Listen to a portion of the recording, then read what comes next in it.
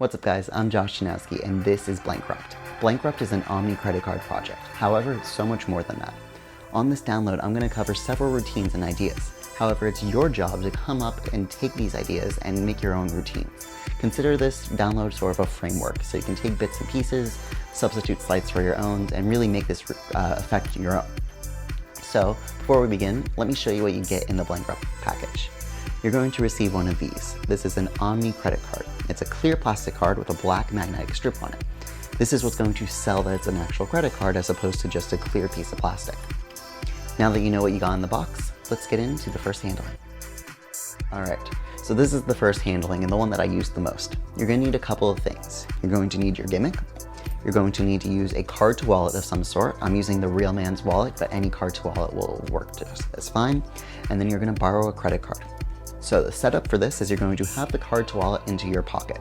I'm going to be having this in my right back pocket, but again, do whatever is most comfortable for you.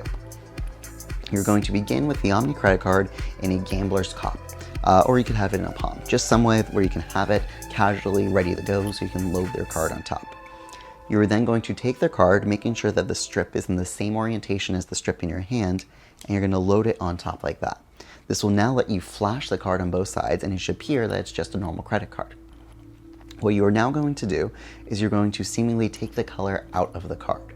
And by doing that, you're just going to be removing this card as you wipe your hand across. So what I like to do is I sort of rub the card a couple times, and then the final time I'm pinching that card in between my thumb, just like so. However, when you do this, you want to make sure your hand is covered. So you want this to be consistent each time, because that way it prevents it from looking like you're pulling out a card. You want your hand to cover all your windows, and it seems that you just pulled the card right out. Now you can hand them their card to inspect, and what you're going to be doing is you're going to be loading this into your card to wallet. So I just let my hand hang by my side, and then I talk about how I have a backup card in my wallet. And when I go into my wallet, you just load that in, open up your wallet, and reveal that their credit card is now inside your wallet. So that is the basic handling of Bankrupt. Alright, now we're going to get into Garrett Thomas's handling for Bankrupt. Garrett's idea is to use Silly Putty. And what's really cool about this presentation is it's not really an Omni credit card, but rather you're taking the color out of their card. So, in your presentation, you're going to talk about how with Silly Putty, if you place it on like a picture, you can actually make a copy of the image. It takes the color right out of the picture. This is something people can relate to because everyone has played with Silly Putty at one point. So basically what's going to be happening with this handling is you are going to be switching one card for the other. Now, again, any card switch will work. However, for explanation purposes, I'm going to be using a Tenkai palm. So you're going to be palming your card into Tenkai. So the way this works is you're going to take out the Silly Putty and you can let them check out the Silly Putty. While they're doing that, you're going to have your Omni card in Tenkai. You're then going to take the Silly Putty back, making sure it's big enough to cover the card and load the card onto the back. Now what you're going to do is take their credit card and you're going to push it into the Silly Putty. But what you're really going to be doing is placing it back into Tenkai. So it should look like you're pushing it into that Silly Putty and squishing it in when it's really pumped. You're now going to press a little bit and then you can peel back the Silly Putty and show that the card has lost all its color. What's really nice is you can now pull the Silly Putty apart and you can show that there's nothing in there. So this is a really great convincer that you just took the color out of their card. Again, you can let them check out the Silly Putty, make sure you get it back to a size that will cover a credit card. So stretch it out nice and big, load their card back onto the back of the card, and then you're going to just reverse the action. So supposedly you're placing the card back into the putty, you're really going to place it into your Tenkai palm, squeeze, and then peel off to show that the card is back to normal, and once again you can pull the Silly Putty apart to show that there's nothing in there. One quick note is when you're making your Silly Putty blob, you do want to use a lot of Silly Putty. This one probably took about 7 different eggs. Nowadays the Silly Putty amount is very, very small, so you do want to make sure you have a nice big blob of Silly Putty. This way you can really stretch it and make sure it's big enough to cover the credit card. That is Garrett Thomas's handling for Bankrupt. Thank you, Garrett, so much for the help with that one. It's a lot of fun, it's kind of different than most, and I think you guys will enjoy it. Now we're going to get into a handling that was inspired by my friend Kostya Kimla. I was hanging out with Coach Joe one evening and I was showing him this Omni card, and he came up with a really cool idea. So this is what it's going to look like. You're going to borrow the card, load it onto your gimmick. And basically what you're going to be doing is you're going to bring it up to your mouth as if you were going to blow or breathe on it. So you bring it up, heat it up, say that you're doing that, so you're now setting it back down on your hand, and now you're going to wrist kill this as you lift up the gimmick and breathe again, showing that the card is clear. So what's really nice about this one is it's very much on the offbeat. So you've loaded their card, you now flip it over so that way the stripe is oriented the same way. You're going to lift up the entire packet, so making sure you have both of them, bring it up, breathe, set it down, and speak to them. And when you speak, you're going to gesture with your right hand and make eye contact. That's going to ensure that they're looking at you. Now you're going to maintain eye contact, bring your hand down, and just lift up the clear card, breathing on it to show that it's clear. At this point, you now have this extra card inside a gambler's cup. You can switch it to a palm, and you can either cause it to reappear in your wallet, in your pocket, or you can do some sort of color change and change it back into their card. Now, it's very important though that when you do this, and this goes for all of your routines, you want to make sure that the strip is oriented the same way. And you always want to make sure that the strip is facing them. Because again, otherwise it just looks like it's a clear card. So this needs to sell that you're seeing the strip at all times. So if we just finished the handling that Kostya did, this would be in palm. You would take the card back and you would just load it on like so, in which case you can now steal off the gimmick and hand them back their card. So thank you, Kostya, for that one. Really appreciate it. All right, so this next handling is an idea from Patrick Kuhn. He did this first on an Instagram video when I sent him one of these cards. Now, this is not going to be one that you would do in a strolling situation, but if you're in a parlor situation or a close-up situation where you have a table, this is perfect because this is going to require the use of lapping. Now, for those of you who are not aware of what lapping is, basically it's what it sounds like. You're going to be lapping something or dropping it into your lap. So, the way this is done is you are going to have the card loaded onto their credit card, and basically you're going to sweep this into your lap, covering the face of the card. So you're going to sweep this into your lap, like so. I'm just dropping it into my hand for the moment, but sweep it into your lap, and then seemingly wipe away the color. What's great about this handling is now, since you do have it in your lap, you can easily load this into a series of objects. If you're doing this for social media, it's a really, really great way to get a nice visual. But at this point, you can now change it back either by loading it or by maybe reversing the action. So you can take the card out, so you've now palmed it, and now you're going to rub the card, and as you rub the card, you're just now going to lap the Omni card and produce the real credit card. So it makes for a really nice sequence where you seemingly take their card, you take the color out of their card, they've inspected that, and now you take it back and place the color back in. So that's an idea from Patrick Kuhn. Thank you so much. So this next handling is one that uses your cell phone. So you're going to need a little bit of a setup. On the back of your phone, underneath the camera, I like to do it towards the center, and on an Apple phone that's directly underneath the Apple logo, you're going to use either double stick tape or like a one of those glue dots or magician's wax. You're going to place that on the back of your phone, because this is going to take advantage of a really interesting principle. Basically, with your phone, there's this thing where it looks like you're seeing straight through to my hand. However, I can have something underneath my phone, and despite the fact that you can see the hand there, I can produce something. So we're going to be using this in reverse. So for this one, you're going to be doing a slightly different load. Instead of having it with the two strips touching each other, you're actually going to have the opposite. So you won't be able to flash the back of the card. However, you're going to borrow the card, place it into your hand. You're now going to use your phone, being careful to cover up that little stickiness, and take a photo of the card in your hand. This is very important for the way you're going to reproduce this at the end. Now what you're going to do is you're going to bring this towards the camera, and you're going to do it at a point where you're now covered in complete darkness, but you're sticking the card back to the tape.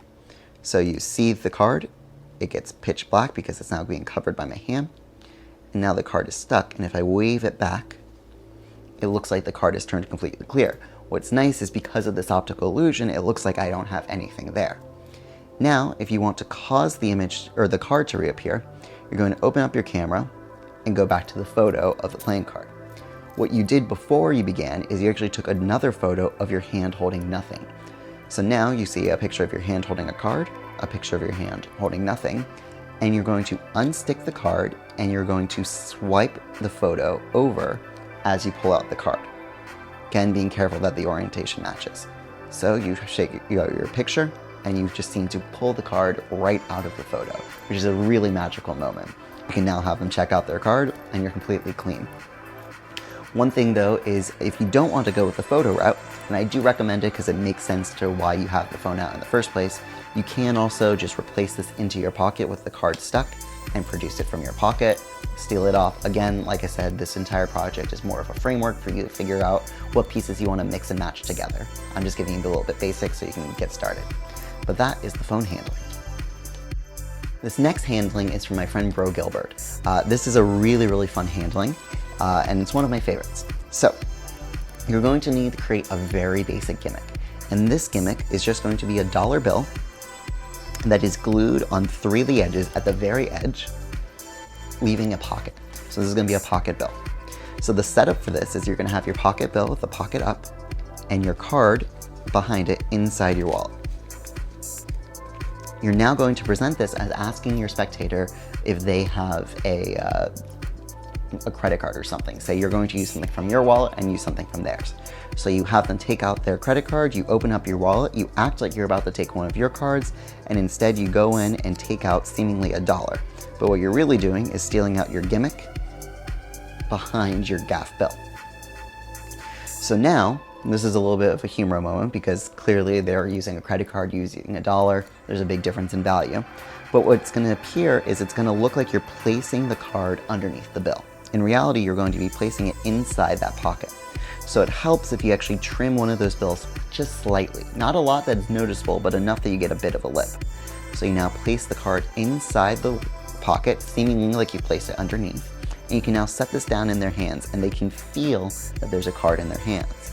You now take the bill and just wipe it across and it seems that you just wiped their card to vanish. What's nice is you can now flash the bill on both sides and show that there's nothing there. At this point, you're going to place it back inside your wallet and explain that you have a spare card that they can have, and you're going to produce it.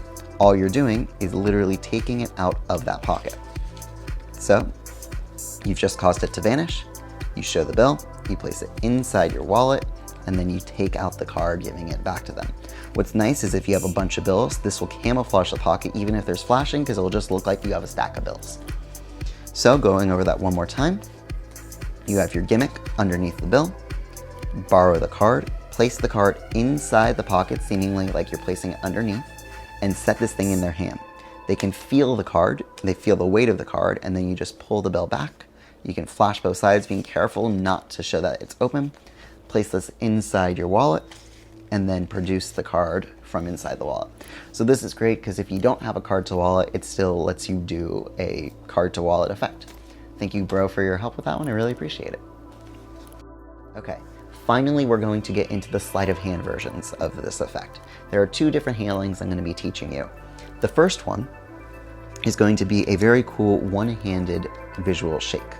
So the setup for this one is the same as every other one so far. You have the card on top of the gimmick, and you're going to have it so that way they see the stripe.